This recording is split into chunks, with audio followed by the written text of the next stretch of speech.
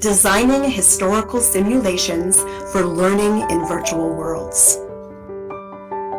Seanchai Library launched the very first Dickens Project in Second Life 10 years ago, in 2012 at the Community Virtual Library, CVL.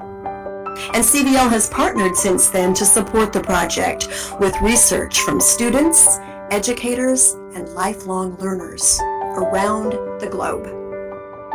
Caledonia Sky Tower has been the lead builder since 2012. The Dickens Project has become an annual festive event, and it's more of a literary simulation than a historical one per se.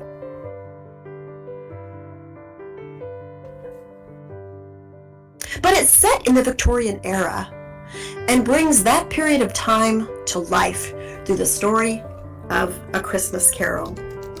Most of you likely understand that video games and virtual reality are now considered a literary genre, and research over the past decades has shown the value of gamification for learning. For example, Mastel and Houston in 2009 identified interdisciplinary games and simulations for learning in nearly all subject areas, from math, science, and history to literature and the arts. Although some people still think of a librarian working in a physical building with stacks of books, that is a 20th century mindset. Today, most content is born digital, and library and information professionals are needed for organization of metadata, for teaching meta-literacy, information storage and retrieval of not only print resources, but acquisition of virtual world assets, archival of digital assets, and certainly what we will experience today, entering the story, rather than simply reading the book. The Dickens Project. It brings Victorian London to life as we experience the well-known and loved story of Scrooge, Bob Cratchit, and Tiny Tim. During the month of December, numerous events take place at the Dickens Project in Second Life. Today I want to share with you 3 essential elements necessary for designing a high-quality historical simulation: accuracy, authenticity, and archival. Each year, new concepts, games, HUDs, and interactive experiences are embedded into the project, such as the hot air balloon ride or the horse and carriage tour. Be sure to look for Bay Rum and take a ride. So first, I'm going to start with that first of the 3 A words, accuracy. Accuracy is essential in historical simulations. In order to understand the health, the home life, the working conditions, and the overall lifestyle of the people living in a particular era. Over the years, educators, students, and lifelong learners at CVL and our partner SJSU's Vicara have done extensive research on the Victorian times in which Charles Dickens lived and wrote literature. Although Dickens did not provide a specific year for A Christmas Carol, most people believe it is intended to be set in the Hungry 40s, a time of struggle in London, just prior to the story's publication in 1843. Old maps and drawings are helpful in recreating the buildings of the Victorian times. This picture shows a few buildings at the project for 2022, complete with the black smoke of London. The research projects that you will see, provided by the Community Virtual Library, show how the working conditions were bleak, as London's skies were dirty and young children were forced to work long hours under cruel conditions. Dickens himself worked as a child in a bootblacking factory when his father was sent to a debtor's prison. Marie Vans, one of our researchers, shared a research project on the debtors' prisons, which were appalling. Prisoners were forced to work in unsanitary conditions to pay off their debts, which was nearly impossible. The students and teachers researching this historical era found it fascinating, and they expressed excitement about some of their surprising discoveries. Artwork, toys, rugs, trinkets, and artifacts, such as those found in the old Curiosity Shop, one of Dickens' stories, require research for accuracy. What materials were used to make dolls, for example? Many were made of wood. One of our CVL librarians, Dawn Graymist, created the old Curiosity Shop at the Dickens Project. She did extensive research on the artifacts to enhance the story. Accuracy about the historical era includes facts about marriage and the home, illustrating the limited roles of women in the 19th century. Research on the life of Charles Dickens shows his own home life was far from happy. Much of his own life experience appeared in his writings. Not only his unhappy childhood, but his work as a legal clerk. One CVL researcher, Sumoon Magic, is a law librarian, and she provided information on law practice in the 19th century. Dickens was not formally trained as a lawyer, but he worked as a law clerk, a court reporter, and a reporter for Parliament. At age 15, he was hired as an attorney's clerk, serving subpoenas, registering wills, copying transcripts, and later he became a court reporter. Courtrooms of the day had bad conditions.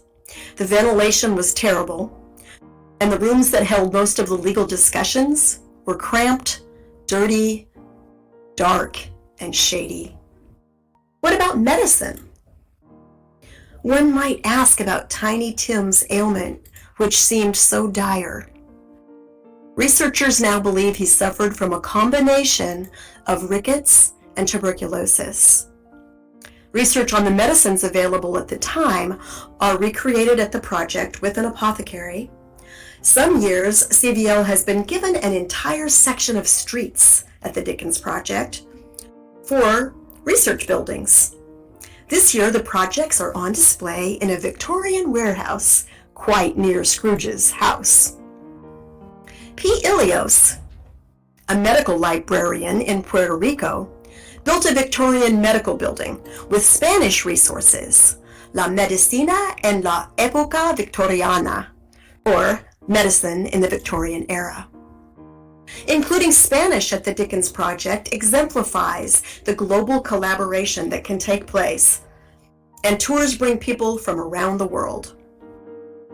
Gentle Heron of Virtual Ability Island shared research on the attitudes toward people with disabilities in Victorian times. And Dickens wrote about quite a few disabilities in his literature.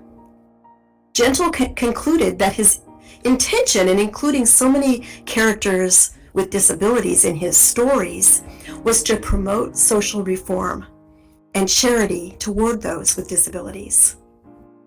Some of these attitudes of pity and ambivalence can still be seen to this very day, and they provide great discussion opportunities for students. Accuracy, as you can see, is essential to historical simulations, just as it has been essential in historical literature or in movies. Now, those experiences may be wonderful and educational, but they are usually passive, while entering a simulation in the virtual world is an active experience with a sense of being together. There are good purposes and times for both passive and active learning experiences, both alone or with other people. Matching the purpose to the design of any virtual simulation is essential, and embedding critical thinking is possible when students can interact or add content to the builds themselves. Moving on to our second essential element for designing historical simulations, authenticity. What about the clothing and the furnishing that we place in the virtual environment? Can they be authentic to the historical period, and how can we tell? Where can we find models and designs to help with authenticity?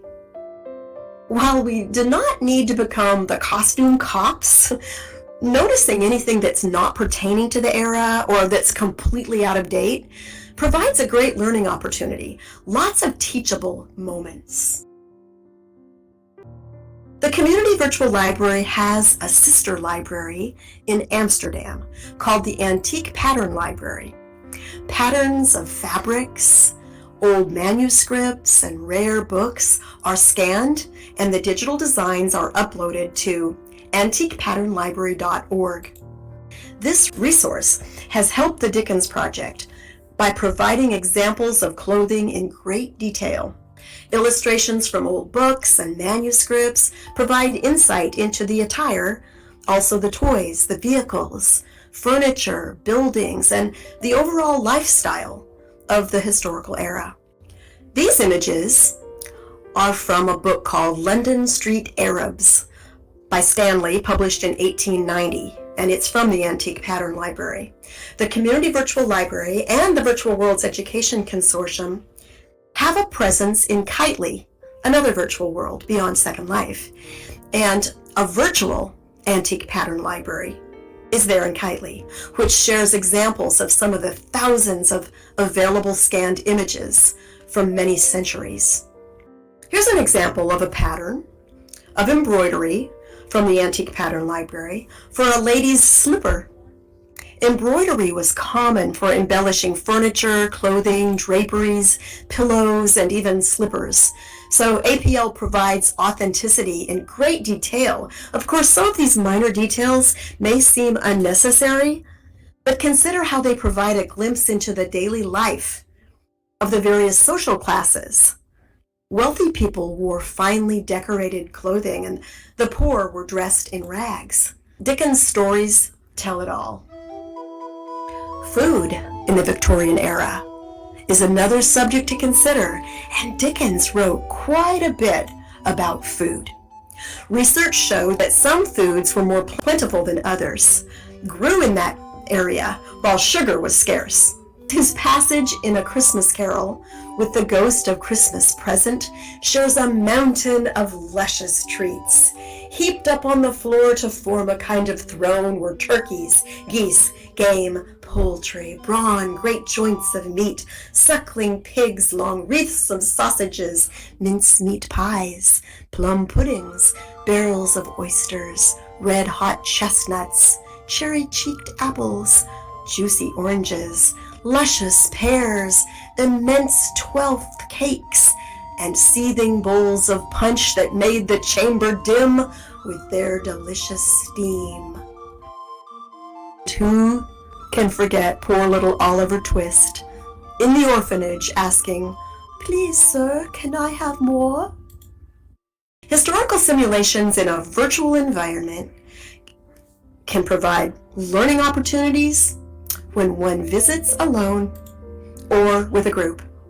Most important for teaching history, literature, or really any subject in virtual environments is embedding critical thinking, clear purpose, and specific high-level subject content. Too often when using new technology, teachers end up spending more time teaching the technology tool than teaching the intended subject. Clear learning objectives are always in the forefront of the educator's mind. As I've said, each year more research has been added at the Dickens Project. Numerous students and educators have participated. One educator said researching the Great Exhibition of 1851 at the Crystal Palace was fascinating. Charles Dickens was one of the many individuals to attend. Many photographs and documents about the exhibition are curated into this research presentation. Many people came from around the world to share new inventions. Digging deep into the era, the people, the places, and the lifestyle of the Victorian times provides rich learning opportunities. Yet the Dickens Project comes but once a year. which leads us to our third essential element of historical simulation design, archival. As educators, we know that documentation of learning outcomes is critical. To lose all we build in virtual environments, both the simulations and also the lessons embedded, would be a huge loss. The research presentations that I share with you here today are not only here at the month-long Dickens Project. Let's see how the Crystal Palace, the great exhibition of 1851, might be archived, along with all these other research presentations. Digital archival is a growing field, as most content is now born digital, and as formats are always changing. The archivist of the United States, David Ferriero, said in an interview recently that keeping up with the volume of digital resources and the changing file formats is what keeps him up at night. Archival requires planning and procedures.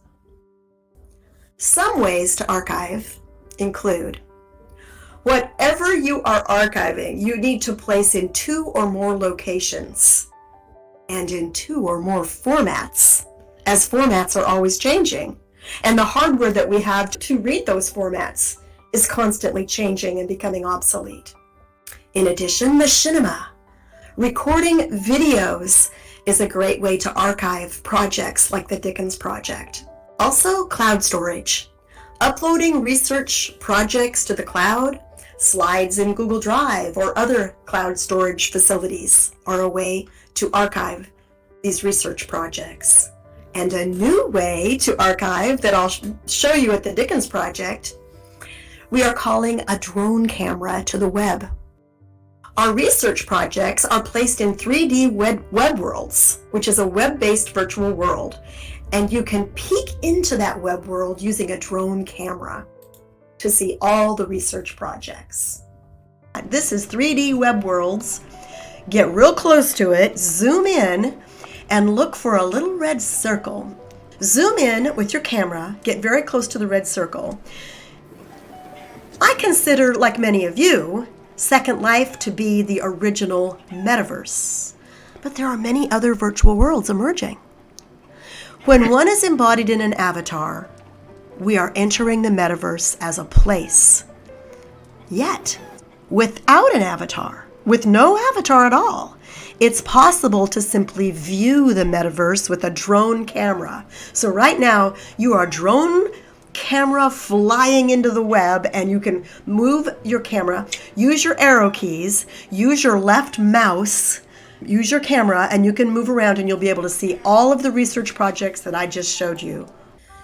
This has been a brief overview of some of the research done over the past years to bring accuracy, authenticity, and archival of digital assets to the Dickens Project.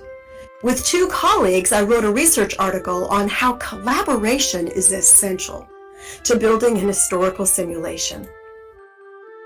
I have a few references here on this slide to share, and then we can head over to the Dickens Project and you can come into Second Life and visit it yourself.